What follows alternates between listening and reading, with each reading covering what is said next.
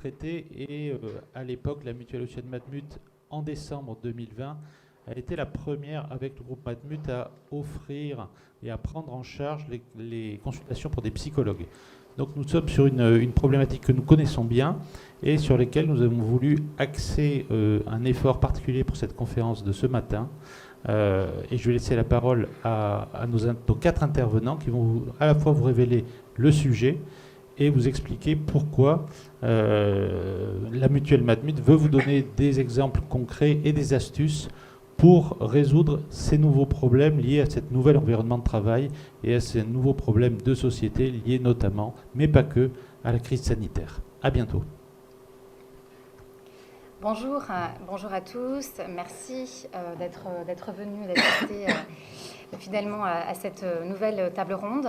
Alors juste pour information, dans une petite heure, si vous avez des questions et des réponses à poser aux différents intervenants après la table ronde, nous vous laisserons la possibilité de les poser en direct. Comme Stéphane Asselot vient de le dire à l'instant, difficile de passer à côté du sujet des risques psychosociaux depuis plusieurs mois.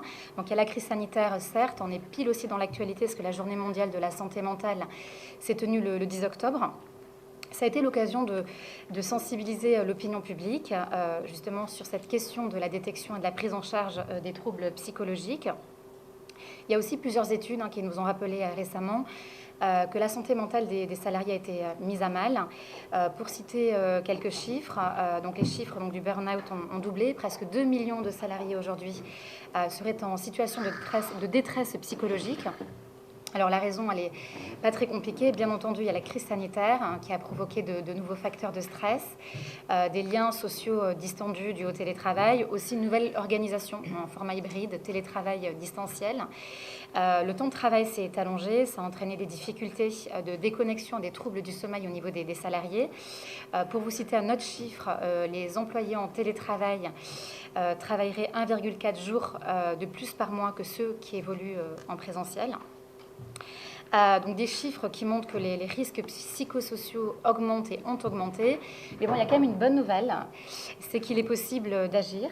Donc nous allons vous donner quelques clés de succès, quelques recettes testées et approuvées dans les entreprises pour vous aider justement à détecter tous ces signaux faibles et à mettre en place des actions de prévention.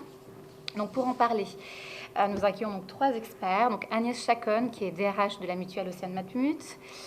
Nous avons donc Juliette Maufroy, juste à ma droite, qui est psychologue du travail, fondatrice du cabinet Mind. Juliette Maufroy a enregistré une première expérience de consulting en RH, puis elle a obtenu un titre de psychologue du travail il y a 3 ans pour valider le volet accompagnement, prévention et santé dans les entreprises. Il y a aussi donc Emmanuel Paty, qui est créateur du cabinet de conseil et de coaching Fox.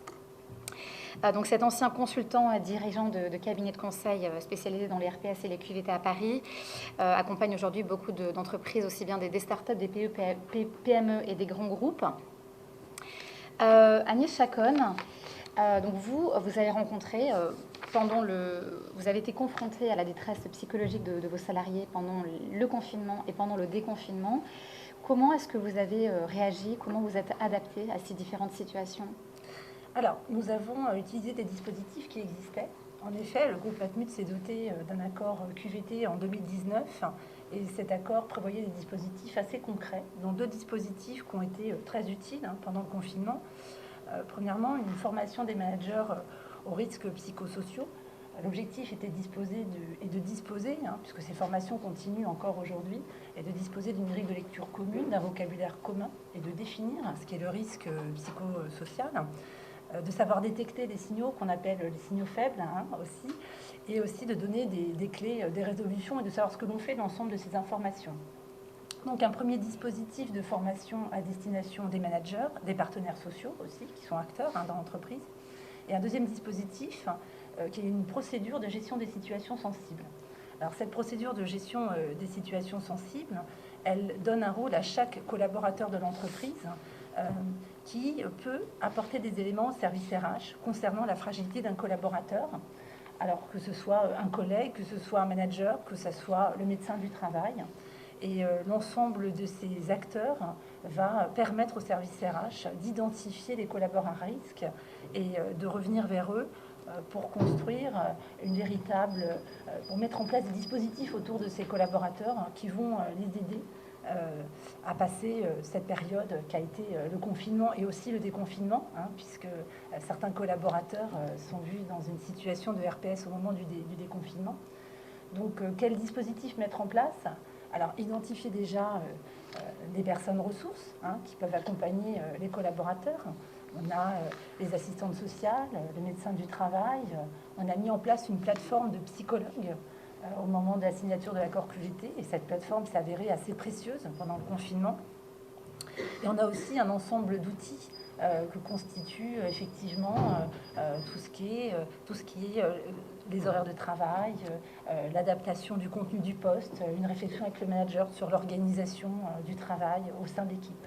Voilà, donc un ensemble de dispositifs, mais pour ça, il faut effectivement en amont identifier le collaborateur qui est potentiellement RPS.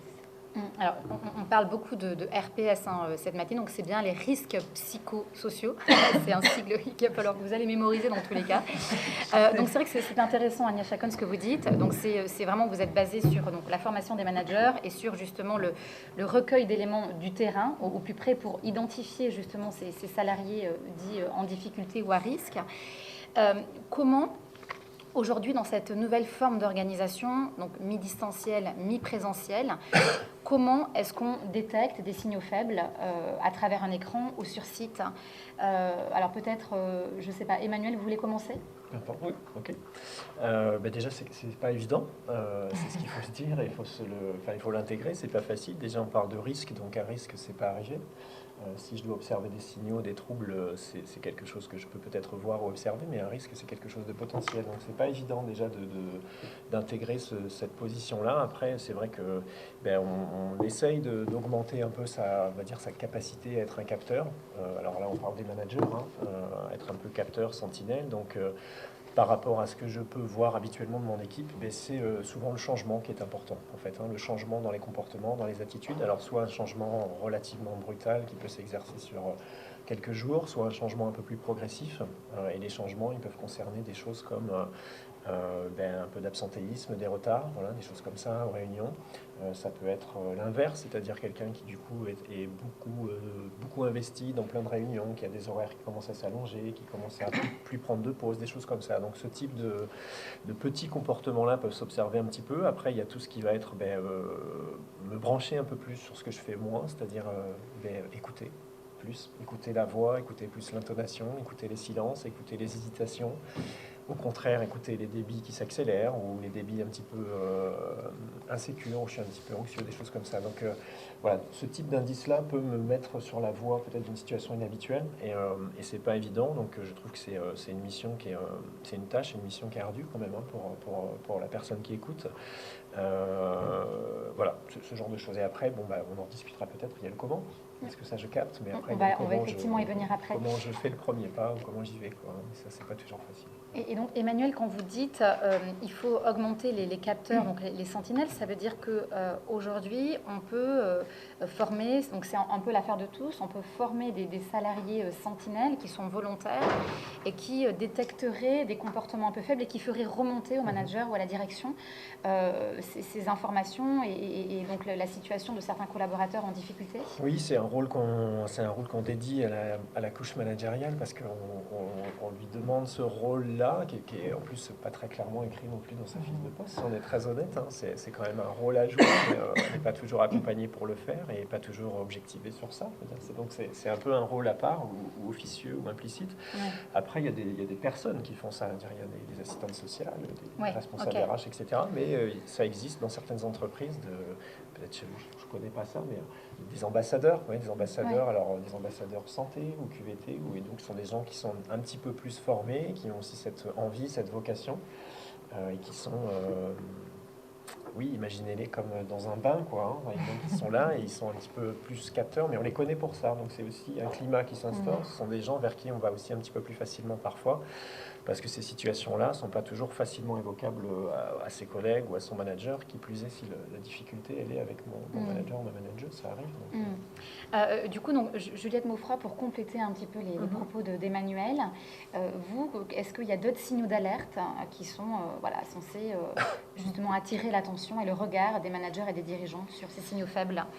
Alors, effectivement, tout ce qui a été dit et les dispositifs mis en place en interne en entreprise, et ce qu'a dit Emmanuel, tout ça, effectivement, ce sont des éléments clés, tout ce qui est changement de comportement, changement d'attitude, de l'agressivité, ce qu'on va repérer peut-être en absentéisme ou présentéisme. La question aussi, c'est quand on ne fait plus la part des choses entre tout ce qui va être du niveau du professionnel et du niveau de l'intime, c'est-à-dire que les choses commencent à être trop imbriquées l'une dans l'autre. On peut effectivement avoir pour les managers ce qu'on appelle une surcharge informationnelle. C'est-à-dire qu'on ne sait plus très bien quand est-ce que le rôle commence et quand est-ce qu'il s'arrête. Donc ça, déjà, pour le manager, c'est un signe. Quand il se pose la question, est-ce que je suis encore dans mon rôle? Est-ce que ça me convient encore de porter en tout cas, d'être dans cette écoute particulière? Alors, plusieurs choses. Donc déjà, effectivement, je pense que chaque personne, chaque collaborateur en entreprise est déjà lui-même responsable de sa propre vigilance. Doit mettre en place des choses et penser à surveiller sa propre exposition aux risques psychosociaux.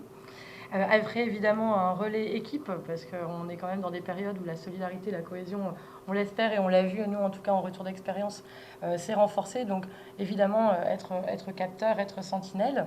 Remonter, bien sûr, d'abord, ça coule de soi, mais d'en parler avec la personne. Ensuite, de remonter, si besoin est, aux managers. Que les managers, eux, apprennent à repérer ces éléments-là. Je vais donner d'autres signaux, peut-être un petit peu plus sur un champ autour de l'ergonomie. Ça peut être intéressant aussi que le manager s'intéresse aux conditions de travail, notamment dans le cadre du télétravail ou du tiers-lieu, si la personne va, on va dire, travailler dans un espace, on va dire à mi-chemin, peut-être un espace de coworking. Est-ce qu'il a chez lui un espace dédié à son travail ? Est-ce qu'il est interrompu dans ses tâches dans la journée? Et de quelle manière il peut pleinement se concentrer sur sa mission et donc finalement aller trouver son espace professionnel et son espace de concentration? Ça fait partie aussi des choses auxquelles on doit être sensible. Souvent, les politiques RH l'ont fait, mais les managers peuvent surveiller. On est sur des signaux parfois assez simples, mais est-ce qu'on prend bien le temps de s'habiller quand même pour travailler? Ça peut être... en général, on a une tenue un petit peu plus décontractée chez soi, mais ça fait partie aussi des choses qui font partie des codes et des normes au travail et qui permettent de maintenir une forme de santé psychologique. Est-ce que aussi des collaborateurs qui étaient déjà en situation de fragilité avant la crise, parce qu'ils ont pris des congés aidants ou parce que du coup ils ont été confrontés à des problèmes personnels, familiaux ou autres, ou même professionnels, est-ce que ces collaborateurs-là, il ne faut pas non plus vraiment les suivre de près parce qu'un risque peut en cacher un autre au final? Alors tout à fait, c'est-à-dire qu'il faut bien comprendre, mais on va rien s'apprendre que les personnes qui étaient déjà fragilisées avant la crise l'ont probablement été plus pendant cette période. Donc bien évidemment, toute personne qui était déjà exposée à des risques psychosociaux en interne, fragilité, vulnérabilité, doit être un petit peu plus accompagnée. Et à l'inverse, pour certains, ça a été l'occasion de résoudre un certain nombre de situations. Et donc finalement, en tout cas, les chiffres ont montré que le télétravail avait été, on va dire pour une bonne partie aussi des collaborateurs, particulièrement bénéfique en termes d'aménagement des conditions de travail notamment. Donc c'est vrai qu'on parlait de moins de temps de pause, de plus de travail, peut-être des mails plus directifs, une agressivité au final qui n'est pas forcément banale. Est-ce que aussi le fait quand on est en mode de travail hybride, le fait de plus vraiment participer à des moments de convivialité ou des réunions d'équipe, que ce soit en présentiel ou en distanciel, ça doit aussi être un signal d'alerte pour un manager ou un DRH par exemple? Oui, parce que ça fait partie Après, chacun vient chercher ce qu'il ou ce qu'elle veut au travail, mais ça fait aussi partie on ne peut pas nier de l'identité de la personne, donc l'identité professionnelle, l'identité sociale, elle me construit un petit peu. Et donc, si je ne fais plus ça, certains salariés en ont souffert, très clairement. Le lien social, ça a été une source de difficulté pour beaucoup de salariés pendant ces épisodes-là, pour d'autres moins. mais ça c'est comme ça et c'est très individuel. Mais on le sait quand même qu'un être humain, il a aussi besoin d'échanger à minima ou au moins de faire partie de quelque chose. Et donc c'est vrai qu'on n'a pas encore, je crois qu'on n'a pas encore réussi à inventer ce qui pouvait être cette ficelle qui me tient aux autres quand je suis simplement à distance. On ne sait pas encore très bien quelle forme ça peut prendre, c'est à construire ou c'est en construction. Et donc oui, c'est important. C'est important, ça veut dire que du coup l'équipe et pas que le manager et pas que en dessous et au-dessus du manager, il faut penser à ces rituels-là, il faut les construire. Hier encore, oui, j'étais en train de discuter de ça avec une équipe de managers et oui, leur réponse était on n'a pas le temps. On n'a pas le budget, on n'a pas les ressources pour retrouver notre équipe, on n'a pas ces choses-là. Et donc, j'entends bien. Hein, et donc, c'est un effort, ça, c'est un effort organisationnel pour que ces rituels-là, ces temps-là, ils soient maintenus, ils existent parce que les salariés, ils en ont besoin et les managers aussi ont besoin de se voir. Alors, on se voit, mais on ne se reconnaît pas. Il y a les masques, et donc on pense aussi aux nouvelles personnes qui arrivent, parce que ces personnes-là, elles arrivent avec un masque potentiellement, on ne sait pas qui c'est, on se découvre pas vraiment, on ne se connaît pas. Donc là encore, oui, c'est un petit effort à produire pour intégrer, se connaître, se reconnaître, s'identifier. Et si on ne fait pas ces choses-là, mais c'est pas, bien sûr que ce n'est pas 100% de l'efficacité de notre équipe qui vont pâtir, mais une équipe, ça s'entretient comme une voiture, donc il faut y mettre un petit peu de moyens. Quoi. Juste, hein, je rappelle, donc c'est vrai que nous on est sur un format hybride aussi, donc il y a des gens qui sont ici, mais il y a aussi une petite caméra, et donc on va essayer peut-être de parler un peu plus fort Ça marche. pour que tout le monde puisse comprendre et entendre du coup voilà, tous les bons conseils que vous pouvez donner. Donc voilà, donc quand on va constater tous ces changements, quel comportement on doit avoir? J'imagine qu'on ne peut pas vraiment aller chercher les éléments frontalement avec le collaborateur qui est en difficulté. Comment on doit faire, Emmanuel? On y va. On y va et c'est toute la difficulté de la position parce que du coup, on a vu des choses, on se sent probablement concerné par ça. Donc on y va et on y va. Alors on y va en étant relativement curieux sans être intrusif, donc curieux de la situation. On manifeste son intérêt pour la personne, on manifeste peut-être des fois aussi une forme de, on va pas dire d'intérêt, mais peut-être d'inquiétude un petit peu pour la santé de la personne avec ces mots-là, sans tourner autour du pot.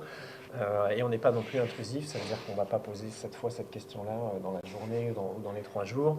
On ouvre ces questions-là, si possible avec des questions ouvertes. Hein. Est-ce qu'on peut discuter de ça? Qu'est-ce que tu en penses? Voilà, plutôt que ça va, parce qu'on sait tous ce qu'on va avoir comme réponse face à des questions comme ça. Donc on y va et puis on pose des questions, on essaye de repérer des choses assez tangibles parce qu'on peut avoir aussi des gens qui vont nous dire non, tout va bien, alors qu'on a repéré des choses très factuelles.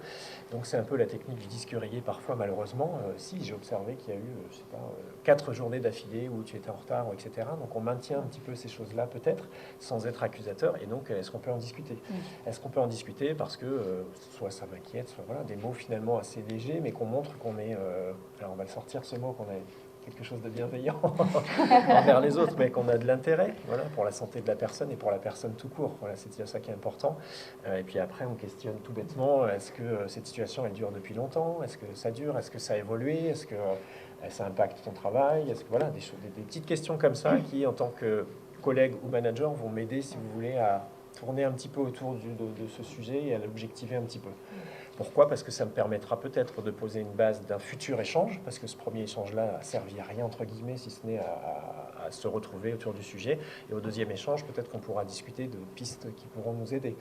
Et si c'est pas ça, ça peut m'aider aussi à aller discuter avec mon responsable RH ou la médecine du travail sur des choses un petit peu objectivables, parce que c'est toujours la difficulté quand on va évoquer des situations comme ça, où on s'entend dire mais j'ai besoin d'avoir des éléments, j'ai besoin que ce soit objectif, mais sauf que ça ne l'est pas parce que c'est du ressenti. Donc voilà, j'essaye de poser quelques questions si vous voulez pour objectiver, c'est pas le bon mot, mais pour rendre ça un petit peu plus moins mou, voilà, si on dit ça comme ça.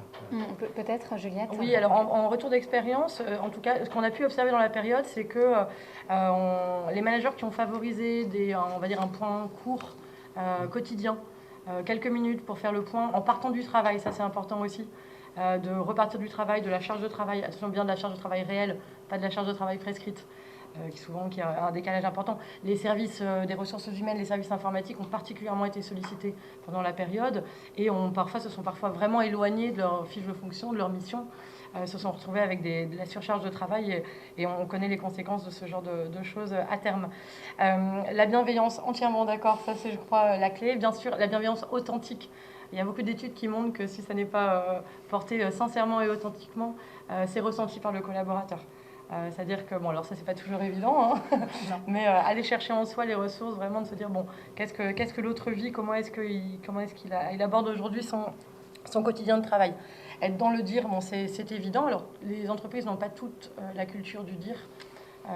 Donc, évidemment, là, on est plutôt sur une politique RH et encourager ces éléments-là, savoir verbaliser ce qu'on ressent et ce qu'on vit, sans penser que ça s'éloigne du travail, en pensant que ça fait partie effectivement aussi de la performance et de la capacité à bien assurer par la suite. Moi, j'avais un exemple d'un client qui avait mis en place effectivement un système d'ambassadeurs QVT, donc de relais. Ça avait été intéressant parce que c'était, on va dire, des personnes qui, en plus du manager, toutes les semaines, faisaient un tour des collaborateurs par équipe avec simplement un petit questionnaire d'évaluation pour prendre la température. Voilà. Qui pouvait être anonyme ou pas en fonction de ce que les équipes voulaient. Est-ce qu'elles voulaient derrière faire un groupe de travail sur des thématiques ou pas? Donc ça fait partie effectivement des dispositifs qui sont intéressants à mettre en place. Alors c'est certain que on a envie de dire tout ça, il faut trouver un petit peu plus de place dans sa journée de travail. Mais il me semble, en tout cas, nous on a pu l'observer, qu'il y a eu une demande et il y a eu une possibilité interne de le faire, de se dégager un petit peu de temps là-dessus. Ça, ce sont vraiment des bonnes pratiques à poursuivre par la suite. Même avec la reprise. Agnès, peut-être quelque chose à ajouter sur justement le comportement à avoir, les questions ouvertes, être dans le dire, c'est quelque chose aussi que vous pratiquez, que les managers qui ont été formés pratiquent aussi pour un petit peu recueillir des informations? Oui, tout à fait. On a constaté aussi que le fait d'avoir instauré une relation de confiance, bien sûr, c'est plus facile de rentrer en contact avec le collaborateur et quelque part de s'autoriser à aller un petit peu plus loin dans le questionnement. D'où la difficulté, et on l'a mentionné aussi, de ces collaborateurs qui ont intégré l'entreprise tout récemment, avec lequel le manager n'a pas eu le temps de construire cette relation de confiance, et où c'est plus délicat de les accueillir dans un contexte où le sentiment d'appartenance n'est pas encore extrêmement présent. Mais il est certain que le fait de rentrer en matière, c'est le point délicat, de s'autoriser à se dire je suis porteur d'informations et je dois rentrer en contact avec le salarié. Alors c'est effectivement dans le service RH, souvent les managers nous demandent soit de les accompagner, soit de déclencher cet échange et oui, de s'autoriser à poser des questions et rester aussi factuel, parce qu'on est souvent face à des collaborateurs qui ne souhaitent pas s'ouvrir ou qui ont besoin d'un temps pour le faire, et accepter aussi que le collaborateur, la première fois où on lui parle de notre ressenti ou d'éléments qui nous semblent un peu troublants, ou accepter que l'échange ne s'engage pas tout de suite, mais ça contribue à construire cette relation de confiance indispensable. Alors, c'est vrai que quand on pose des questions ouvertes, ça dure depuis combien de temps, quel est l'impact sur ton travail, donc le manager, le responsable, va recevoir des informations de la part du salarié. Clairement, la réponse qu'il doit apporter, c'est quoi? Il faut montrer, il faut être soutenant, il faut montrer qu'on a anticipé les choses, qu'on a tout un dispositif derrière pour rassurer le collaborateur. Est-ce qu'il y a des réponses? Est-ce que pareil, il y a des phrases à leur apporter pour les rassurer, leur montrer qu'ils ne sont pas tout seuls? Oui, enfin, du coup, je crois que ce qui est important, c'est effectivement quand une personne, en tout cas quand elle est en difficulté, c'est de sentir qu'elle n'est pas plus en sortant de l'entretien. Et donc, il y a une forme de réponse rassurante à apporter, cadrante. Donc ça peut être de très bien connaître les dispositifs de l'entreprise. Et ça, c'est pas toujours le cas, franchement, de connaître les ressources, les dispositifs, de savoir comment ils fonctionnent. Donc il y a un rôle un petit peu presque informationnel et rassurant là-dessus. Et c'est franchement pas toujours... existant. Il y a des pièges aussi pour que je sois collègue ou manager. Il y a des pièges qui sont très rapides. C'est que ça devient mon problème. Et donc si ça devient mon problème ou si c'est notre seul problème à tous les deux, les solutions sont quand même très difficiles à trouver. Donc ça, c'est plus une position, une posture dans laquelle il faut essayer de ne pas aller, donc d'être soutenant, oui, d'être écoutant, supportant, si on utilise le terme, mais en même temps pas responsable au sens forcément ce problème vient de moi ou de nous et donc je vais le résoudre. Donc En tout cas, je crois qu'un manager, ce qu'il, elle ou il a besoin de montrer, c'est sa capacité à prendre en charge la situation. Donc, c'est pas moi qui vais forcément la résoudre. En revanche, je connais les ressources, je connais les dispositifs, je peux connaître le chemin à suivre, et moi, je m'engage à ce que les choses soient faites pour que ce chemin puisse être suivi. Donc, c'est qu'on se revoit, c'est qu'on va solliciter, c'est que de ton côté, tu peux réfléchir, je réfléchis, etc. Et c'est sur cet engagement-là, je pense aussi que les collaborateurs attendent leur management, pas sur la résolution forcément de la situation, sauf si bien sûr c'est une question de fonctionnement d'équipe, et là elle est entre les mains plutôt de l'encadrant, de l'encadrante. Bon, là, on parle beaucoup depuis 10 minutes des managers, Oui. capacité à prendre en charge des situations, savoir les écouter, répondre à leurs attentes. Ça fait beaucoup. Ça fait beaucoup. En Bien sûr. plus, il y a une étude d'empreinte humaine d'un cabinet qui montre que justement les managers ont été touchés 1,5 fois plus par le burn-out que les autres collaborateurs. Clairement, j'imagine qu'il y a un volet accompagnement qui doit être prévu pour justement voilà, les aider dans cette démarche. Agnès, je crois savoir qu'il y a des dispositifs spécifiques pour les managers. Oui, tout à fait. On les accompagne. Déjà dans notre démarche QVT, on a mis en place un ensemble de dispositifs pour pouvoir leur donner les moyens de détecter les signaux faibles. On donne aussi aujourd'hui une priorité tout à fait particulière à nos managers de proximité qui ont été mis à rude épreuve pendant le confinement sur des espaces de parole spécifiques. Il faut les écouter. Eux, à qui on demande d'écouter leurs équipes, il faut aussi prévoir pour eux ces espaces. Investir du temps d'écoute, on le dit, je ne veux pas paraphraser, mais la réalité, c'est que le temps qu'on leur demande de prendre pour écouter leurs collègues, il faut aussi que nous, on l'investisse pour les écouter. Et des formations aujourd'hui, l'accompagnement, c'est aussi des formations sur le développement personnel. On est beaucoup sollicités. Les collaborateurs, les managers de proximité ont dû déployer, vraiment résoudre des équations complexes sur le maintien du lien avec leurs équipes, le maintien du lien avec leur propre hiérarchie. Et tout ça, garder la confiance de tous dans des périodes qui étaient quand même très instables. Donc aujourd'hui, on s'oriente aussi vers un développement personnel plus particulier. Ils sont beaucoup en demande de formation, que ce soit de gestion du temps, de gestion du stress, de gestion des conflits. Il faut leur donner des outils aussi pour pouvoir continuer à être un peu cette poulie, cette interface, et de leur donner les ressources aussi pour continuer à manager leur équipe avec une qualité d'écoute qui doit rester intacte. Donc au final, en fait, les managers doivent faire un travail d'introspection pour savoir écouter les autres, répondre à leurs attentes. C'est où j'en suis personnellement, comment j'ai vécu cette période. C'est ça, Juliette? Alors oui, effectivement, mais cet aspect formation est important. Vous parlez de gestion du temps, du stress, des conflits. Nous, on invite aussi à se former, en tout cas, et c'est dans le cadre aussi du développement personnel, à tout ce qui est lié à l'intelligence émotionnelle, à l'empathie, c'est-à-dire la capacité qu'on va avoir à reconnaître les émotions qui nous traversent, les émotions que traversent les personnes que l'on accompagne. C'est pas inné, c'est pas quelque chose qu'on a forcément dans lequel on est tous à l'aise. Les managers de proximité sont souvent pris en étau entre les attentes, les injonctions de chaque service. Alors évidemment, la maturité du manager, elle va être fondamentale. Il faut travailler à la développer, continuer là-dessus, sensibiliser au fait aussi que le manager n'est pas le héros, le sauveur. On disait qu'effectivement, il devait accompagner, mais il ne peut pas avoir tous les rôles. Donc lui-même, insister quand on a vraiment sous sa responsabilité des managers de proximité sur tout ce qui est recharge cognitive. Un vrai temps d'arrêt pour lui aussi. Les pauses, ça ne c'est pas simplement pour les autres, c'est aussi pour lui.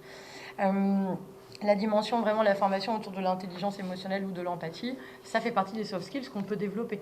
C'est-à-dire que voilà, on sait qu'il faut effectivement les aider à repérer, les mettre en situation lors d'ateliers, d'e-learning, tout ça. On va dire, on est sur des axes de travail qui sont intéressants et qui viennent vraiment en complément des premières formations qui ont été faites. Oui, tout à fait. Pour éviter d'en arriver là, il y a plein de systèmes de prévention qu'il est possible de mettre en place dans cette nouvelle configuration de travail plus virtuel. Emmanuel, quels sont les dispositifs qu'aujourd'hui un chef d'entreprise, un DRH peut mettre en place pour voilà, en système de prévention? Il y en a beaucoup qui ont été évoqués, en fait, jusqu'ici déjà, que ce soit l'accompagnement ou la formation, que ce soit des dispositifs plutôt écoutants, on les appelle comme on veut, mais des dispositifs écoutants internes ou externes d'ailleurs. Dans les choses après, moi j'ai vu, qui sont à des échelles plus petites, il y a tout un travail qui a pu être fait, par exemple, sur le recensement des réunions. Le nombre de réunions que les personnes vont faire dans la journée, leur utilité, leur moindre utilité, etc. Et donc une espèce de chasse comme ça à la réunion, parce que du coup les outils ont beaucoup enchevêtré les réunions et ça a été un peu délicat sur ce plan-là. Donc il y a des choses comme ça qui ont été engagées.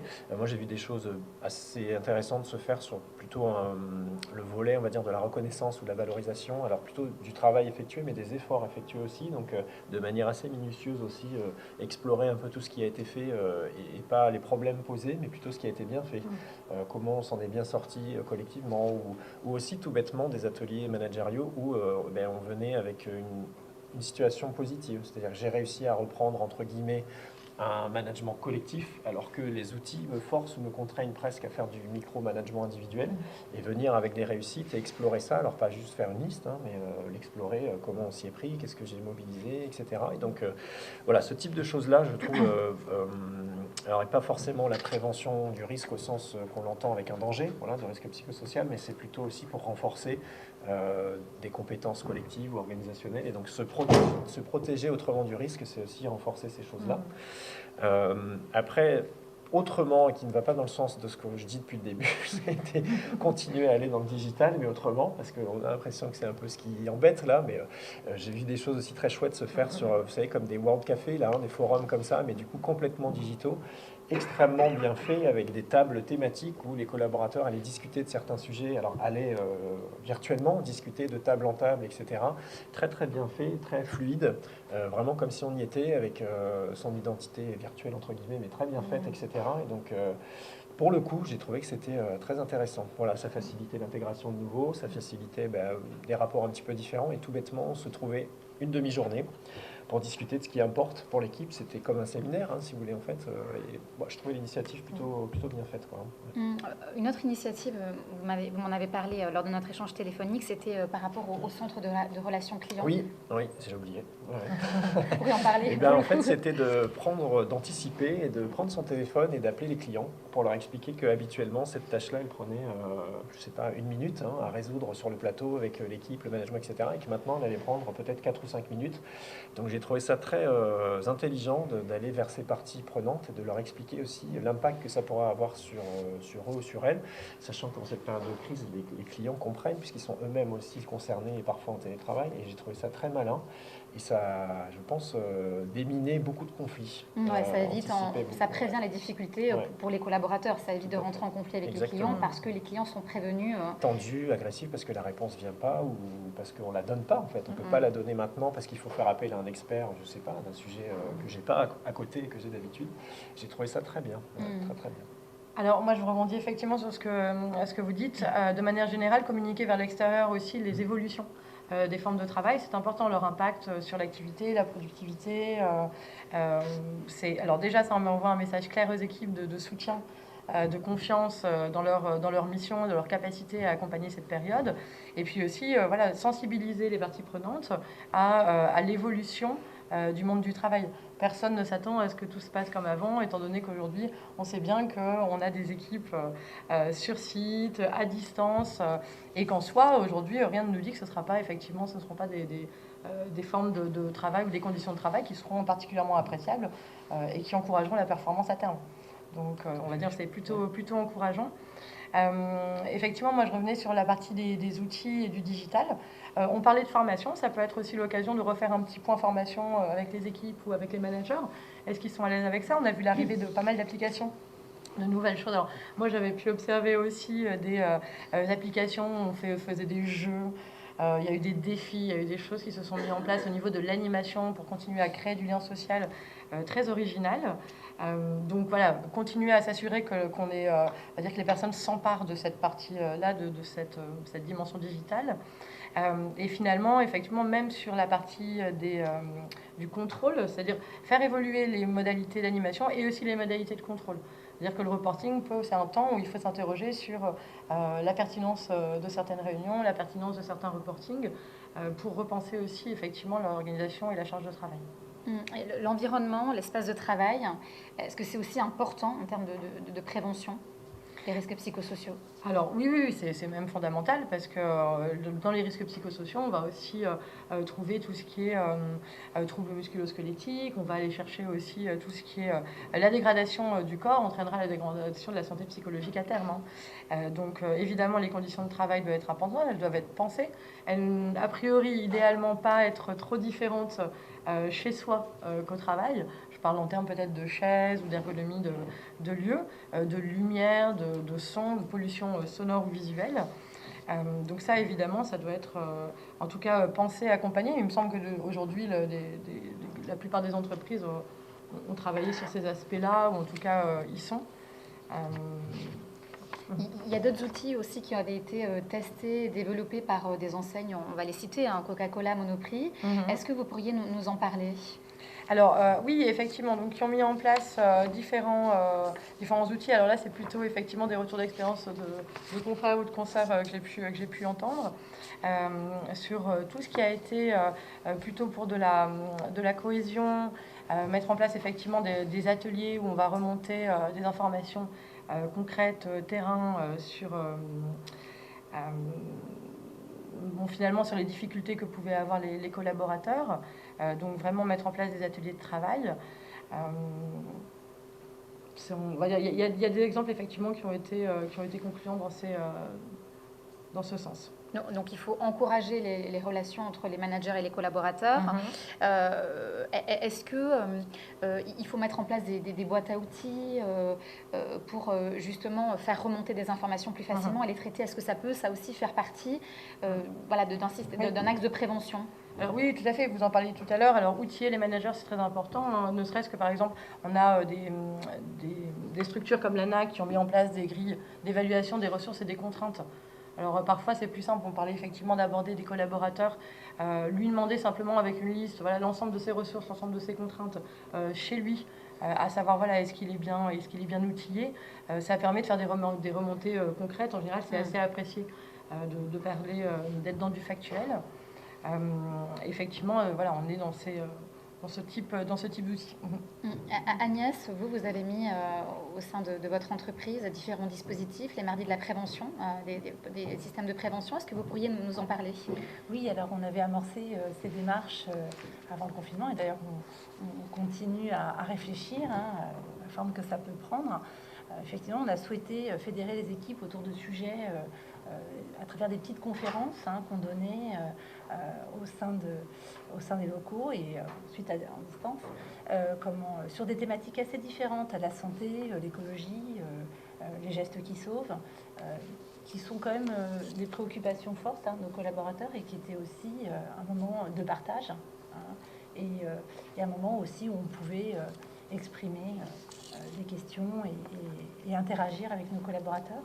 Donc un système de prévention aussi, par exemple par la mise en place de coaching. Alors on a mis en place du coaching en présentiel pour accompagner nos collaborateurs et à reprendre le sport, ou alors à encourager à continuer à en faire. Et on a aussi des outils digitaux à côté de ça qui viennent compléter une offre qui elle-même en termes d'outils de prévention est hybride, comme à travers des applications comme MetaCoaching qui assure du coaching, un accompagnement par téléphone des collaborateurs et qui les aide à mener à bien des programmes tels que le sommeil, l'équilibre alimentaire, etc. Donc un ensemble de dispositifs de prévention qui eux-mêmes est hybride et constitue plusieurs propositions complémentaires, aussi bien sur format digital que présentiel. Donc le sport, un peu comme chez Matmut Océane, c'est un système de prévention intéressant et bénéfique pour les salariés, le sport en entreprise? Ben oui, parce qu'il y a, enfin, c'est pas obligé, c'est pas une obligation, mais il y a un lien très clair. Oui, je suis entier, donc on sait très bien que la santé physique, elle contribue à la santé intégrée d'une personne. Donc là, on a beaucoup parlé de santé psychologique et de santé mentale. C'est sûr que si je suis en état un peu de détresse, ben, je vais peut-être avoir moins d'énergie, moins d'envie, moins de choses comme ça, et donc moins bouger, peut-être tout simplement. D'ailleurs, on fait une petite parenthèse, mais les travailleurs en télétravail, ils sont plus sédentaires que les travailleurs parce qu'ils vont moins bouger, ils vont peut-être passer d'une pièce à l'autre. Alors, ça dépend du logement. Mais, probablement qu'on fait moins de pas et moins de déplacements que au bureau. Donc, je ne vais pas parler forcément d'activité physique, d'exercice ou de sport, mais en tout cas, la dimension physique et la santé physique, bien sûr qu'elle est importante parce que les deux sont liés. Et si je me sens moins en forme globalement, peut-être que c'est dû à une autre sphère. Donc, ouais, c'est important. C'est très important. Alors, c'est vrai que les entreprises font pas mal de choses là-dessus, parce que le sport fait partie de notre vie. Après, c'est vrai que c'est pas toujours évident d'encourager, de proposer, d'argumenter sur la pratique sportive en elle-même, etc. Il ne faut pas être trop intrusif, il ne faut pas stigmatiser. Voilà, j'allais rebondir sur cet aspect-là. C'est vrai que c'est aussi une période où on parlait tout à l'heure de l'intime qui rentre dans le privé, dans le professionnel. Attention quand même à pas sortir de son rôle. Être dans des postures peut-être aussi trop maternantes. Donc, avoir les dispositifs existants, encourager, avoir une communication claire, sensibiliser à ces aspects-là, c'est fondamental et ça fait partie du rôle aussi de l'entreprise et du manager. Bon, après, bien évidemment, chaque situation est particulière. On ne vit pas que ça, hein. Évidemment qu'en parallèle, la vie continue. Donc, les personnes qui ont des difficultés, ce ne sera pas forcément uniquement lié au travail. Donc, voilà. Savoir garder aussi une juste distance pour respecter ce que le collaborateur vient chercher ou pas au travail. Hein. C'est ce que vous disiez au démarrage. On parle beaucoup aussi depuis tout à l'heure de groupes d'expression, donc libérer la parole c'est primordial en entreprise. On parle souvent de poison du silence dans les entreprises. Parce que le problème majeur des risques psychosociaux, c'est que les informations ne vont pas remonter spontanément. Les salariés ont peur des représailles, ils ont peur d'être pas pris au sérieux, d'être stigmatisés. Donc concrètement, comment on fait ? Quand on organise des groupes d'expression, il faut laisser des créneaux ouverts, il faut que ça soit anonyme, il faut limiter ces temps d'échange à 5, 10 participants maximum. Quels seraient les conseils qu'on pourrait donner aux entrepreneurs ? Qui veut répondre ? Alors peut-être vous, du coup, Agnès, peut-être commencer, vous, comment est-ce que vous procédez quand vous organisez des groupes d'échange, que ce soit entre managers ou avec les collaborateurs ? Quelles sont les modalités d'inscription, par exemple ? Et après, du coup, on pourra peut-être, Juliette et Emmanuel, rebondir sur... Alors, il faut identifier la pertinence d'imposer des réunions qui aient pour objectif de transmettre, de communiquer, et puis identifier des réunions qui permettent un temps d'échange. Et là, je pense que c'est indispensable que ça soit fait sur la base du volontariat. Il est certain, il faut respecter aussi, pour que l'échange se fasse spontanément et de façon plus construite, si vraiment c'est l'objectif de laisser un espace de parole, je pense que la notion du volontariat est importante. On parle aussi, on parle des réunions, de recueillir les avis, de la problématique, d'avoir peur de s'exposer quand on s'exprime. Et je voulais parler aussi d'un dispositif qu'on a mis en place et qui est assez intéressant, c'est celui des questionnaires, ce que nous on appelle l'Observatoire du climat social. Donc on a mis en place 2 types de questionnaires, un questionnaire qu'on appelle le baromètre d'engagement et un nouveau questionnaire qui sort aujourd'hui, qui a pour objectif d'identifier les risques liés à l'activité. Donc c'est une façon aussi sécurisée pour le collaborateur de donner un avis et c'est un moyen pour l'entreprise de collecter les préoccupations des collaborateurs et de pouvoir hiérarchiser ses actions. Donc ça offre l'anonymat, qui est vraiment un élément auquel nos collaborateurs tiennent et nos partenaires sociaux, mais ça permet pour l'entreprise d'identifier les préoccupations et les actions et de les hiérarchiser dans ce qui est la préoccupation du moment. On en a fait plusieurs pendant le confinement et au moment du déconfinement pour pouvoir comprendre aussi quels étaient les leviers pour se faire attractif, pour un retour sur site. Voilà, donc il y a les réunions, effectivement, créer des espaces, que les groupes ne soient pas trop importants. et permettre aussi d'inciter sur ces petites réunions, sur ces petits groupes, à partager l'expérience et à construire aussi une démarche participative. C'est important aussi quand on met en place des projets, d'être dans une démarche de concertation et de co-construction avec les collaborateurs. Là aussi, sur la base du volontariat, quand le collaborateur a participé à une réflexion sur un projet, il est beaucoup plus acteur. Donc c'est une démarche aussi qui fait partie d'une démarche globale de QVT, la co-construction. Avant de revenir sur justement la réalisation de ces baromètres, qui reste un outil, j'en suis persuadée, qui reste très efficace, peut-être Emmanuel ou Juliette, quelles sont les modalités pour organiser ces groupes de travail, ces groupes d'expression? Je vais vite et puis vas-y. il y a des conditions qui ont déjà été évoquées, c'est le volontariat, c'est clair, c'est important, la confidentialité, donc une manière en tout cas d'apporter de la sécurité psychologique, en tout cas on dit, aux participants, l'animation aussi, enfin quelque chose qui... On ne fait pas des groupes d'expression n'importe comment, et donc on les anime professionnellement en tout cas. Ce qui est fait de ça, parce que qu'est-ce qu'on fait de ça? On s'exprime, on vient parler, donc ça peut être des groupes d'expression parce qu'on vient dire des difficultés qu'on a au travail. Il y a aussi des groupes de dialogue dans l'entreprise qui ont une visée plus parler du travail. On vient parler du travail, ce qui nous embête dedans, mais aussi ce qui ne nous embête pas et ce qui est bien, comment on pourrait changer des choses. Et donc ces groupes de dialogue aussi, ils existent. Ce n'est pas forcément des groupes d'expression de difficultés ou de mal-être. Donc ça, je trouve que c'est plutôt bien. Après, la taille, c'est une taille de groupe. Il ne faut pas qu'on soit 15 personnes. À 3, l'échange est un peu moins. Donc je n'ai pas de taille idéale. Oui, non, je rejoins là-dessus. Effectivement, alors du groupe, 10 personnes, c'est vraiment le maximum pour pouvoir s'exprimer clairement. Attention aussi aux affinités, ce genre de choses. On va être... certaines personnes vont être sensibles au fait de ne pas aller s'exprimer si leur manager vient au même groupe. Voilà, donc ça fait partie des choses. Effectivement, la construction des groupes en amont est importante. Et je crois qu'il faut communiquer sur la finalité de ces groupes. C'est-à-dire déjà que l'entreprise puisse sensibiliser au fait que ça fait partie du travail. Donc c'est pas en plus, c'est pas en parallèle, ça fait vraiment partie de l'activité de travail aussi. Finalement, c'est de l'amélioration continue aussi interne. Donc on est dans un plan QVT et c'est important. Et effectivement, la finalité, à quoi va servir ce temps? Qu'est-ce qu'on pourra en faire? Est-ce que derrière, on va attribuer des budgets? Est-ce qu'on va faire bouger des lignes? Voilà. Comment est-ce que ces informations, à qui vont-elles servir? Très très important. Je pense qu'il faut lever les inquiétudes qu'il peut y avoir aussi sur le fait de s'exprimer en interne sur des difficultés.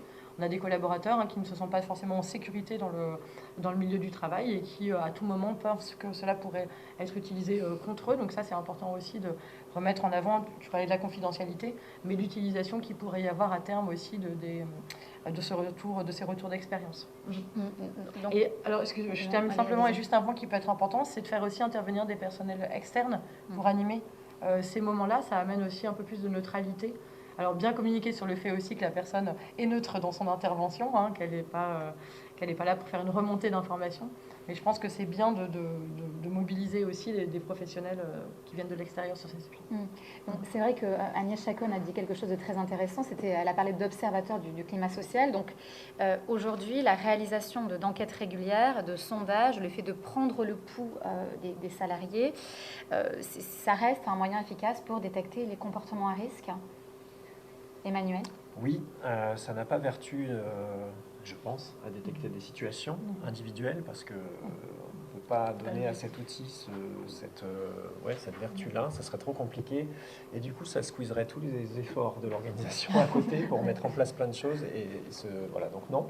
Après, donc dans l'histoire, il y a des questionnaires, des baromètres, des enquêtes, des études, on les nomme comme on veut, mais du coup qui sont plutôt des grandes, entre guillemets, des grandes messes semestrielles ou annuelles, des outils un peu pas lourds mais conséquents qui permettent d'avoir une photographie générale et assez détaillée quand même de l'entreprise sur l'exposition à certains facteurs de risque ou au contraire le fait de connaître certains facteurs dits plutôt modérateurs, régulateurs ou de protection, parce que c'est intéressant aussi de construire une action avec ça, ce qui existe et ce qui marche bien, pas l'oublier et pas le perdre, surtout quand on a des réorganisations, des changements. Donc il y a ça, et puis après il y a depuis quelques années quand même une tendance un peu plus dynamiques, un peu plus pénétrantes, entre guillemets, qui sont plutôt des petits surveys, alors pas à la semaine, mais plus récurrents. Surveille tout à des fait. études, hein, c'est Voilà. ça, ouais.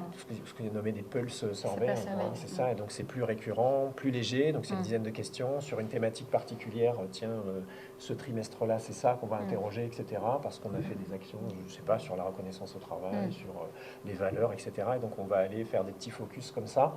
Après, tous ces outils marchent quand ils ont une vraie place, c'est-à-dire quand ils sont des outils au service d'une vision, d'une ambition particulière, spécifique sur ce sujet de la QVT ou des risques psychosociaux, et donc que notre organisation elle est un petit peu en phase avec ça et qu'elle est capable de faire des choses à partir de ces chiffres qu'elle va obtenir.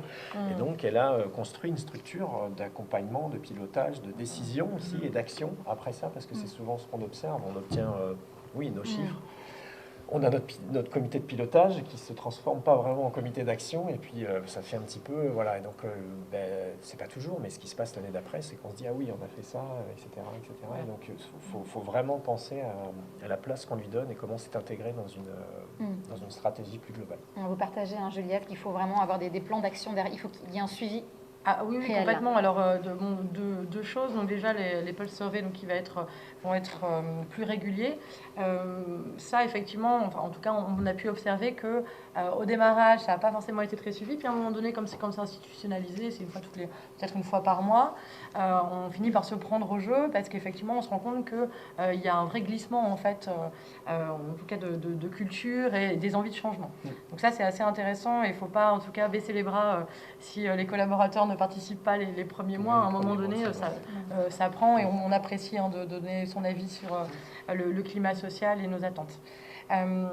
Deuxième chose, par contre, effectivement, alors c'est moins solennel en plus, donc en général la participation elle est un petit peu plus spontanée des collaborateurs. Et sur tout ce qui va être lié au baromètre, au sondage un petit peu plus massif, effectivement bien communiquer sur ce qu'on va en faire et quel est l'objectif que l'on vise derrière. Simplement prendre la température pour prendre la température, certaines études prouvent même que c'est contre-productif. C'est-à-dire qu'à terme, vous pouvez avoir des actions un petit peu de sabotage. On va finir par répondre un peu n'importe quoi parce que on sait bien que c'est pas suivi d'effet. Donc attention à ça, hein, comme dès qu'on interroge un collaborateur, lui va faire preuve aussi de sa loyauté organisationnelle en y participant. Donc là, on reste vraiment dans tout ce qui est lié au contrat psychologique qui lie le collaborateur à l'entreprise. Donc soyons bien sérieux aussi quand on mène ce genre d'enquête pour qu'elle se soit suivie d'effet. Agnès Chacon, vous, clairement aussi, l'aménagement des espaces de travail, la qualité de vie de travail au bureau, ça reste aussi une carte à jouer, c'est important en termes de prévention. Alors, on a pris conscience de l'enjeu de l'aménagement du poste de travail pendant le confinement, quand on n'était plus au travail, parce qu'on s'est retrouvés dans nos maisons qui n'étaient pas faites pour nous accueillir professionnellement. Donc, on a eu, avec humour, un collaborateur m'a expliqué que les 2 premiers jours du confinement, il avait pris le tabouret de la cuisine. Alors, bien sûr, ça ne dure pas. Et effectivement, il y a eu cette première prise de conscience de l'enjeu, l'aménagement du poste, quand on n'était pas au travail. Et puis, au moment du déconfinement, il y a aussi une réflexion des entreprises sur le fait de se faire attractif pour que les collaborateurs reviennent. Donc une vraie réflexion sur la dotation informatique, sur les outils, sur la disposition du poste. Tout est important dans le confort du travail, que ce soit la disposition du bureau, on voit la température, la lumière, et aussi une réflexion plus globale sur le fait que le présentiel doit être quelque part, la configuration des locaux doit permettre de bien travailler ensemble et quelque part doit être moteur de ce partage entre collaborateurs. Donc on a une réflexion sur les locaux, sur la façon d'aménager les espaces, sur aussi peut-être des salles de réunion qui prendraient une nouvelle forme pour pouvoir partager plus facilement les idées. Mais c'est vrai qu'aujourd'hui, on a pris conscience de l'enjeu de l'aménagement du poste et aussi de l'aménagement du poste à domicile, en télétravail, puisqu'on essaie de veiller à ce que les collaborateurs s'organisent le mieux possible pour leur confort au moment du télétravail, aussi bien qu'en présentiel. Est-ce que la transformation des espaces de travail, la communication, la formation des managers restent des dispositifs suffisants pour contrer les risques psychosociaux, Emmanuel ? Non. Non. Non, ça n'a jamais été. Non, ça n'a jamais été, ça ne sera pas, bien sûr que non. Non, non, ce sont des démarches et des pans de politique de prévention qui sont nécessaires. Bien sûr, c'est essentiel. C'est autant de marches qu'on gravit vers une prévention la plus primaire possible, donc celle qui s'attaque entre guillemets aux sources des difficultés. Mais non, bien sûr. Alors, je pense qu'il y a eu plein d'échanges sur l'accompagnement, sur des choix, sur des... Ouais, après, c'est des choix stratégiques dans l'entreprise, hein, dans l'organisation. Donc ça ne peut pas, entre guillemets, être suffisant, c'est nécessaire. Mais je crois que du coup, cette crise, elle nous a... Alors, certains défendent l'idée que c'est la mort de la QVT, en fait. Hein, ouais, c'est terminé, et que du coup, on va se poser des questions avec des enjeux bien plus importants. Et puis d'autres pensent qu'au contraire, ça va être, voilà, ça va être la place de la vraie QVT et des vrais RPS maintenant. Donc je sais pas, je suis pas devin. Mais c'est sûr qu'on a eu, en tout cas, un chamboulement qui était très important. Et donc ça a fait beaucoup réfléchir, et que notre santé, elle est venue, enfin notre rapport à la santé est vraiment venu, nous est arrivé en pleine figure sur tous les plans, hein, professionnels, sociaux, etc. Donc c'est sûr que c'est un temps qui est propice à réfléchir à plein de choses, notamment, oui, je pense les environnements de travail sont, pour moi, c'est un moment intéressant pour le faire, parce que du coup les équipes en plus, si la norme devient d'être un peu en hybride, comme on le sent un petit peu peut-être, les équipes vont venir travailler sur site, pas que pour travailler, elles vont venir pour se trouver aussi, se retrouver, etc. Et donc, faut penser les locaux aussi pour ça. Donc, pas que pour ça, parce que après, je pense que les collaborateurs sont, comme tout le monde, intelligents, et ils ont au-dessus d'eux aussi des grands mots comme l'agilité, des choses comme ça auxquelles ils font attention. C'est pas le but non plus, mais je pense que oui, travailler collectivement plus facilement, pouvoir avoir du lien. Oui, et en même temps, pas non plus retrouver des espaces où je vais être interrompu, sollicité tout le temps. Donc c'est un mélange savant à trouver. Mais en tout cas, c'est propice à réfléchir à ça. Ouais. Quand vous intervenez aussi en entreprise, parfois vous organisez des ateliers appréciatifs. Donc plutôt que de venir avec un problème, vous venez avec une solution trouvée. Est-ce que vous pourriez revenir sur Oui, je l'évoquais rapidement. En fait, c'est vraiment penser autrement. Ne pas penser problématique et difficulté, mais penser réussite. Voilà. Donc l'idée n'est pas de venir avec des lunettes roses ou vertes d'un coup et de tout regarder en se disant tout marche. C'est juste, moi j'explique ça tout simplement en disant je choisis de mettre la lumière là où j'ai envie, pendant un temps, pendant un moment. Donc oui, il y a des difficultés au travail, mais aussi on a réussi des choses.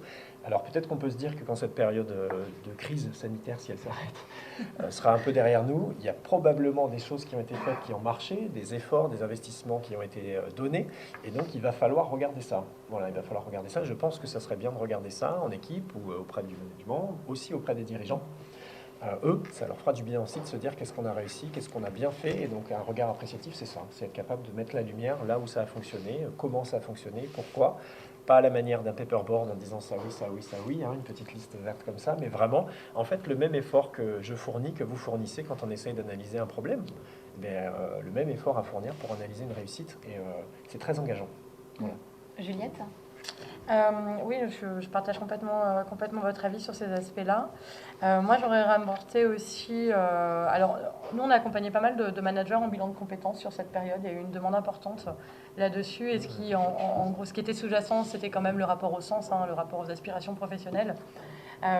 Donc, il est certain que transformer l'espace de travail, former, voilà, c'est important, c'est incontournable.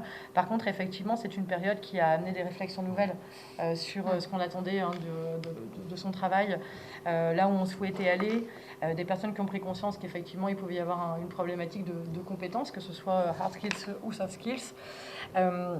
Derrière, c'est la culture organisationnelle qu'il faut quand même repenser. On va y aller, on va y arriver, hein, je pense, à un moment donné, de se dire quelle est la mission de l'entreprise. Il y a une demande plus forte aujourd'hui des collaborateurs et des managers qui sont porteurs et ambassadeurs de l'entreprise sur quelle est la mission, à quoi on sert, où on va. Voilà. Alors, sommes-nous simplement des outils de productivité ou de performance, ou est-ce que ça va plus loin que ça. Donc, effectivement, s'interroger sur sa mission, le sens au travail et comment l'entreprise peut accompagner les aspirations. Être facilitateur aussi, peut-être, de mouvements, d'évolution, de montée en compétences, de bilan de compétences par ailleurs, hein, voilà, qui n'est pas toujours un mouvement qui doit venir que du salarié, ça peut être aussi proposé par l'entreprise et par les services des ressources humaines. Voilà. On parlait tout à l'heure du contrat psychologique, c'est une période qui a mis effectivement en lumière des ruptures dans ce contrat psychologique ou des évolutions par rapport aux attentes. Ça, je crois qu'il faut y être attentif. Et puis être orienté, effectivement, solutions, actions concrètes. Pas faire simplement la liste de ce qui ne va pas et des problématiques, mais comme le disait très bien Emmanuel, être dans des logiques et orienter en tout cas solutions, actions pour la suite.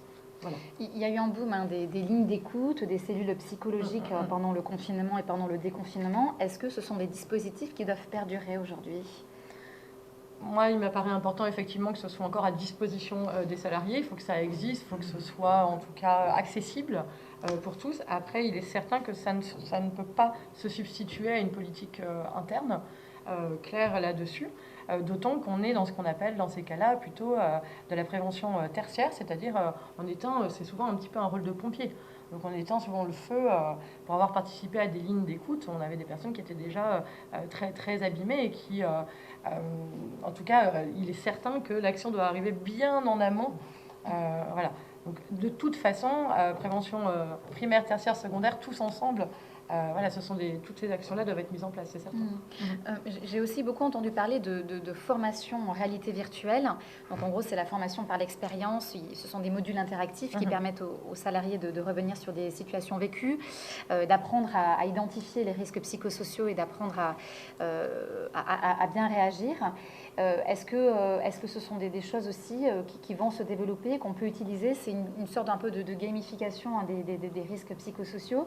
Est-ce que vous, Agnès, vous en avez entendu parler? Ce sont des dispositifs qui vous semblent pertinents ou tout ce qui est formation en réalité virtuelle? Oui, c'est des dispositifs qui ont une pertinence, mais qui doivent s'inscrire dans une démarche plus globale de prévention. Effectivement, on a aujourd'hui des diverses propositions, nous, au sein des directions des ressources humaines, qui pointent leur nez, mais il faut repartir sur une démarche de prévention, être vraiment très en amont. Donc voilà, on va, pour l'instant, c'est pas le projet court terme, mais ça fait sens dans une période où effectivement on doit avoir des propositions qui sont diverses. Voilà, ça fait sens. Mais il faut effectivement pour ça avoir déjà bien installé des outils au sein de l'entreprise en matière de prévention. Est-ce que Emmanuel, Juliette, vous voyez ces formations en réalité virtuelle arriver dans les entreprises? Donc c'est vrai que c'est assez récent, il y a beaucoup de startups qui se mettent sur ce créneau-là, qui proposent justement aux directions des ressources humaines ce genre de formation. Est-ce que c'est intéressant? Est-ce qu'il faut investir ce créneau-là ou pas sur du long terme? En tant que start-up? En tant qu'entreprise. Moi, j'en ai pas fait l'expérience. En tout cas, mes clients, en général, c'est un peu l'un ou l'autre. On ne fait pas intervenir vous n'avez pas quand on a encore mis vu ça ça en dans les place. entreprises. J'ai Non. vu une fois. Vous l'avez vu, vous? J'ai porté une fois. Ouais. Parce que la proposition était d'un partenariat de contenu. D'accord. Et un peu technique et contenu, j'arrive pas à me faire un avis. Je suis très honnête, j'arrive pas à me faire un avis. Je trouve que techniquement c'est intéressant, bluffant, etc. Je n'arrive pas à mesurer comment ça peut se transposer dans la vie réelle. Et comme je l'ai dit, probablement que c'est un peu... bien sûr, comme on travaille plutôt physiquement, donc, du coup, c'est pas un manque de recul. Oui, c'est curieux c'est curieux de se poser cette question, de voir comment je peux reproduire ça avec mon équipe après dans les locaux, alors que je l'ai vécu. Mais pourquoi pas, après tout, J'aurais tendance à dire que dans le cadre d'un renforcement d'une formation, très bien, piqûre de rappel régulière, ou bien même dans l'onboarding, voilà, quand les managers arrivent, passer par cette étape-là, c'est jamais perdu. Je pense pas qu'on puisse faire l'économie quand même d'une formation concrète dans le lien où les personnes peuvent poser leurs questions concrètement. On parle quand même de santé et de situations assez dégradées. Dans ces cas-là, je crois que c'est quand même important qu'il y ait un échange humain. En tout cas, nous, on va militer pour. C'était des jeux de rôle. C'était des jeux de rôle et c'était bien fait, en tout cas. Ouais. Très bien. Alors, est-ce qu'il y a des questions? Il ne faut pas hésiter à se lancer. Voilà, est-ce qu'il y a des questions dans l'Assemblée? Oui, alors peut-être alors soit vous allez parler très très fort, qu'on vous entende, ou il y a même un micro, génial. Au milieu, Madame Brune. Merci. Bonjour, vous parliez tout à l'heure de mettre en place des groupes de parole. Comment on fait pour que ça ne devienne pas un peu le bureau des pleurs? Ouais. Eh bien, ça fait partie du cadre qu'on donne à l'intervention. Ça fait partie du cadre qu'on donne, des règles de l'intervention. À la fois ce qu'on va expliquer au démarrage, comment on va cadrer, recadrer l'animation de ce type de groupe-là, et en même temps, je pense aussi la clarté, la transparence qu'on a sur l'explicitation des objectifs de ce type de dispositif-là. Donc ça, c'est plus l'entreprise, mais on l'aide à faire ça. Mais après, dans le fait d'animer le groupe, eh bien, on rappelle ces choses-là. Alors, il ne s'agit pas de couper la parole d'eux, mais aussi de parfois recadrer les échanges bien, hein, c'est-à-dire pas recadrer de manière brutale, mais de recadrer les échanges en rappelant l'objectif du groupe d'expression, du groupe de dialogue, si c'est aussi de proposer des issues, de proposer des solutions, ou de laisser la parole à tout le monde, la capacité à tout le monde de pouvoir échanger sur des temps, sur... Les règles sont simples, c'est de s'exprimer de manière intentionnée. Voilà, quand quelqu'un s'exprime, quelle est vraiment votre intention là, de manière intentionnée, et ça se régule plutôt bien, ce type de choses-là, mais ça peut, je suis conscient de ce que vous dites, ça peut devenir le lieu où je vais venir exprimer toutes les difficultés et de manière récurrente et ruminante, par exemple. Voilà. Donc après, c'est le talent, mais la capacité à animer ce type de groupe-là. Mais ça peut se passer aussi avec n'importe quel focus group de travail. Vous voyez, sauf que peut-être là, on va donner une porte ou une lumière un petit peu plus propice à ça. Donc oui, il faut réguler les échanges dans ce type de choses-là et bien clarifier, comme disait Juliette, ce qu'on va en faire. Voilà, ce qu'on va faire de ça, parce que mon intention en intervenant là-dedans peut être influencée par le fait que j'ai plus ou moins bien compris ou plus ou moins intégré ou adhéré à ce qu'on va faire de ces choses-là. Et puis, juste en complément, parfois, les premières réunions, hein, ça peut être effectivement, comme vous dites, le bureau des pleurs, mais il faut aussi accepter, au bout d'un moment, on rentre dans une démarche avec l'animation. Voilà, ça, au bout d'un moment, ça fait sens et on arrive à réguler. Hein. Mais c'est vrai qu'au départ... à se concentrer, une opportunité de faire part de toutes ces difficultés. C'est parfois un passage obligé aussi, hein, qu'il faut accepter, mais il faut le réguler et effectivement l'animer et faire en sorte de prendre... Un petit rebond, c'est que si ça se passe là, c'est que ça ne se passe pas ailleurs. Voilà. Donc il faut se poser cette question-là aussi. Un autre petit rebond sur cette partie-là. Je pense que là, pour le coup, on a affaire à peut-être un collaborateur qui a vraiment besoin de s'exprimer. Donc, vraiment pas hésiter à bien lui dire, voilà, ce que je te propose, c'est qu'on revienne précisément sur ta problématique ensuite, aller le voir à l'issue du groupe, et puis bien proposer un temps d'échange individuel, parce que a priori, il peut se jouer quelque chose effectivement de direct. Il faut voir qui anime le groupe de parole aussi. Parce que si c'est le manager direct, voilà, ça peut être intéressant aussi que les managers travaillent avec d'autres groupes, pas forcément avec leurs équipes. Oui, c'est vrai. Sinon, ça l'écueille rapidement. Dans des plus grandes structures, vous pouvez avoir un responsable RH qui n'est pas de ce périmètre, qui anime ce type de groupe, alors de dialogue, d'échange. Voilà. Ouais, du coup, c'est à la fois neutre et en même temps interne. Je connais la boutique ou l'entreprise, donc c'est intéressant, mais c'est neutre sur le plan. C'est pas quelqu'un qui a responsabilité de notre périmètre. Ça peut être des choix qui se font. Des gens qui sont formés pour un... Oui. Et bien sûr qui sont portés volontaires pour être formés à de l'animation, effectivement, de groupe de parole. Une autre question.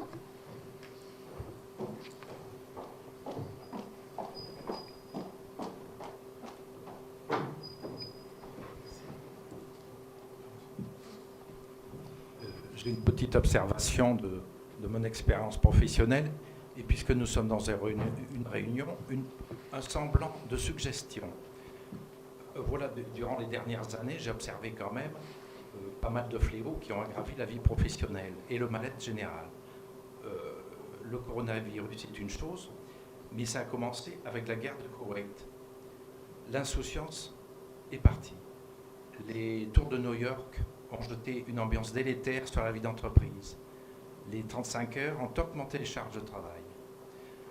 La mondialisation a augmenté les rendements d'entreprise. L'ordinateur a apporté beaucoup de qualité, mais aussi beaucoup de stress, des obligations de répondre intensément. Donc, bien sûr, nous avons beaucoup discuté dans les entreprises, ce que j'ai pu observer dans mes expériences professionnelles, en France et ailleurs. Mais on a beaucoup discuté, et le résultat est qu'il y a eu très peu d'effets.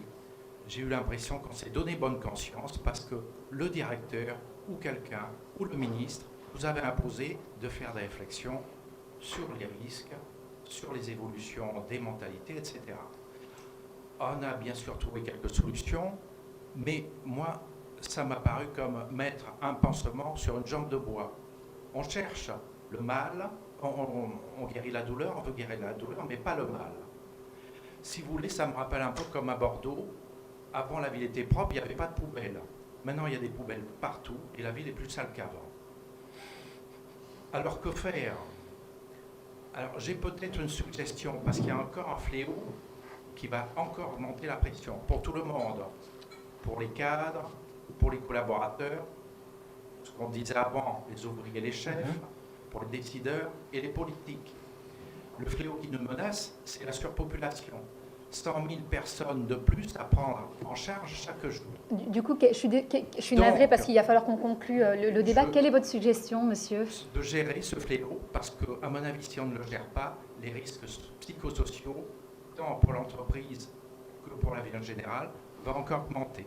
Bon, bah, c'est bien parce que c'est l'objet de la table ronde, Exactement. c'est justement c'est de gérer cette problématique parce qu'on est conscient que ces problématiques se perdurent dans les entreprises. Alors, on a peut-être le temps pour aborder une dernière petite question. Est-ce que vous avez une dernière question, une réponse à apporter? Voilà, c'est bon. Du coup, je vais inviter Stéphane Asselot pour la conclusion de cette matinale. Merci tout d'abord pour les intervenants et pour l'organisation. Je pense que on a voulu prévenir, détecter et agir, c'est important.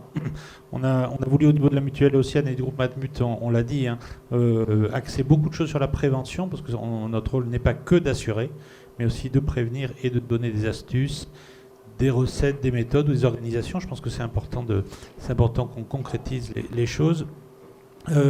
Je crois beaucoup aux échanges. Je vous engage à lire des articles sur tout ce qui est manager créosote, c'est assez intéressant de voir comment ils peuvent on peut croire qu'on fait bien, mais en fait on ne fait pas bien.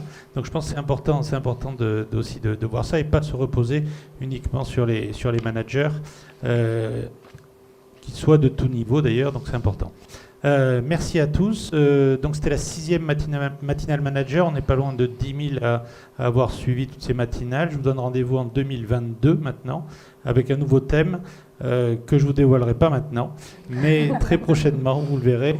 Merci à tous pour la qualité des interventions et puis toujours les aspects très concrets de ce qu'on a pu proposer, de ce que vous avez pu proposer.